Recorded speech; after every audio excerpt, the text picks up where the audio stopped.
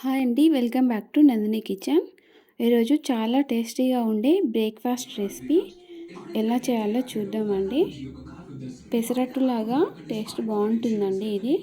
ఇది కాకపోతే బొబ్బరి పప్పుతో చేస్తామనమాట. ముందుగా బొబ్బరి పప్పు తీసుకొని ఒక గిన్నెలో వేసుకొని అందులో రాళ్ళైనా ఏమైనా ఉషక అలాంటివి ఏమైనా ఉన్నాయేమో చూసుకోండి నీట్‌గా. అందులోకి వాటర్ యాడ్ చేసుకొని ఒక గంట కానీ 2 గంటలు కానీ నానబెట్టుకోవాలి. వాటర్ పోసి ఒక 2, 3 సార్లు కడిగిన తర్వాత పప్పుని ఒక 2 గంటలైనా, గంటైనా కూడా సరిపోతుంది నానబెట్టుకోవాలి. ఈ పప్పు అంతా మంచిగా నానిన తర్వాత మిక్సీ గిన్నెలో వేసుకొని ఇందులోకి ఇప్పుడు మనం 3 పచ్చిమిర్చి, ఒక స్పూన్ అల్లం పేస్టు, ఒక ఆనియను, ఒక స్పూన్ సాల్ట్, కొంచెం జీలకర్ర వేసుకొని మెత్తగా మిక్సీ పట్టుకోవాలన్నమాట. అందులో అన్నీ వేసి మిక్సీ పట్టుకోవాలి. మిక్సీ పట్టుకున్న పిండిని ఈ విధంగా ఉంటుందండి. ఈ విధంగా మిక్సీ పట్టుకోవాలి. ఈ విధంగా అన్నీ అందులో వేసి మిక్సీ పట్టుకున్నాను నేను. ఆనియన్, పచ్చిమిర్చి, జీలకర్ర, సాల్ట్, అల్లం పేస్ట్ అవన్నీ వేసి మిక్సీ పట్టాను. కొంచెం లూజ్గా కావాలంటే కొంచెం వాటర్ కూడా యాడ్ చేసుకోవచ్చు.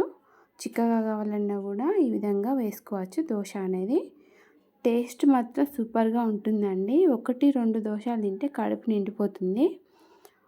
స్టవ్ మీద పెంకు పెట్టేసుకొని అది హీట్ అయిన తర్వాత ఆయిల్ వేసుకోవాలి. ఫస్ట్ సాల్ట్ అనేది చూసుకొని కలుపుకోవచ్చండి, తక్కువైనా కూడా. ఆయిల్ వేసుకొని ఆయిల్ కొంచెం హీట్ అయిన తర్వాత మనం తీసుకున్న పిండిని గరిటెతో వేసి దోశలాగా చుట్టుకోవడమే.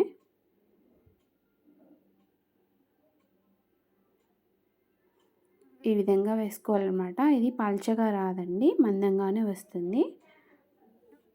పెసరట్టులాగే అన్నమాట ఇది కూడా సేమ్. టేస్ట్ మాత్రం చాలా బాగుంటుంది. ఈ విధంగా వేసుకున్నాక ఇప్పుడు దీనిపైన ఆయిల్ వేసుకోవాలి. ఆయిల్ అనేది కొంచెం ఎక్కువగానే ఉంటుందన్నమాట. అప్పుడే టేస్ట్ అనేది బాగుంటుంది దీనికి. ఒక 2, 3 నిమిషాలు అయినాక ఇప్పుడు దీన్ని తిప్పేసుకోవచ్చు మనం.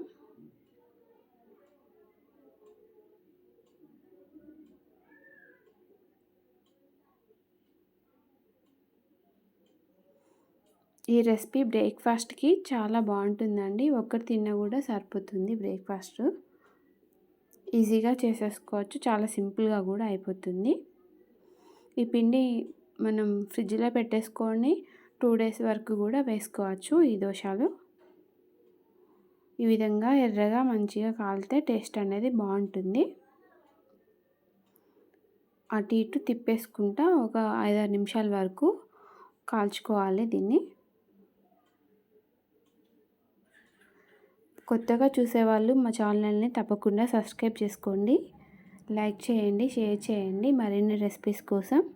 ఈ విధంగా కాలిన తర్వాత పక్కన పెట్టేసుకోవాలి. ఈ ప్రాసెస్ అంతా మనం మీడియం ఫ్లేమ్లో పెట్టుకొని చేసుకోవాలండి. హై ఫ్లేమ్లో పెట్టుకుంటే మాడిపోతుంది, అది సరిగా కుక్ అవ్వదన్నమాట. మీడియం ఫ్లేమ్లో పెట్టుకొని కొంచెం ఆయిల్ వేసుకుంటూ ఈ విధంగా దోశలాగా వేసుకోవాలి. కొంచెం స్లోగా కాల్చుకుంటే అది మంచిగా లోపలలాగా కుక్ అవుతుంది. టేస్ట్ కూడా బాగుంటుందన్నమాట.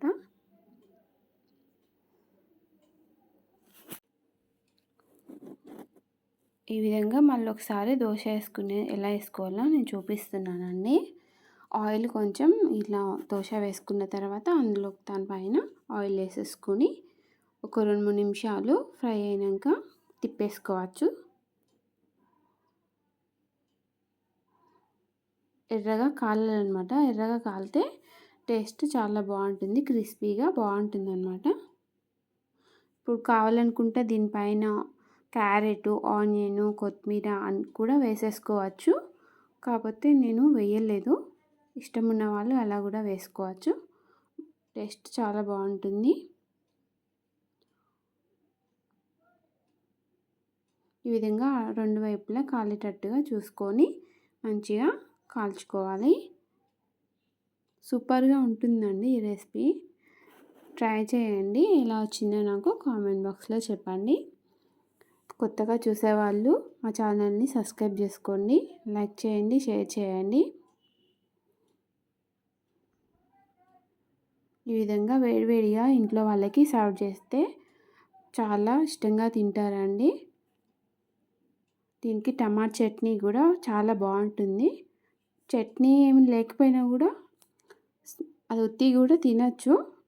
చట్నీతో పెట్టుకొని తిన్నా కూడా టేస్ట్ బాగుంటుంది. ట్రై చేయండి, ఎలా వచ్చిందో నాకు చెప్పండి. తప్పకుండా మా ఛానల్ని ఫాలో అవ్వండి, సబ్స్క్రైబ్ చేసుకోండి. థ్యాంక్ యూ ఫర్ వాచింగ్ అండి.